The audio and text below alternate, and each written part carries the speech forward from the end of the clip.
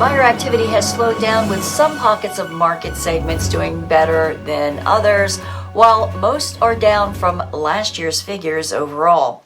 Affordability constraints, world chaos, and financing sensitivity continue to hold buyer interest back. It's Friday, May 15th, 2026. I'm Kimberly Barton, broker owner of Kinetic Realty, your go-to real estate resource in Maryland. This is the weekly Maryland Market Minute. Buyer activity in the Baltimore metro region is slow, clocking in at 89 on the home demand index that tracks all activity in the mid-Atlantic markets.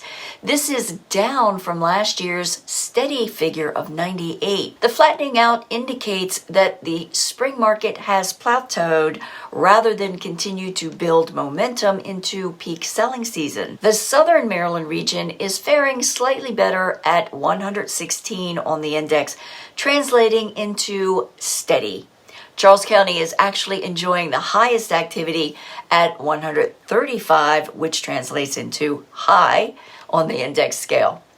The mountain region is moderate at 122, with Washington County buyer activity at 162 points, while Allegheny County is at the other end of the spectrums at a slow 81. The suburban region, Prince George's and Montgomery counties, is still slow at 87 on the index scale. Coming soon properties rose 15% this report to 1,901 units and at a $497,500 median list price. 2,379 new properties hit the market at a median $445,000 list price. New contracts were down 13% to 1,890 properties going under contract in 13 days at a median list price of $449,000. 1,202 properties sold this report in 10 days at 100% list to sold ratio and at a $450,000 median sold price. There are 3,197 rental properties listed for a median $2,500 per month.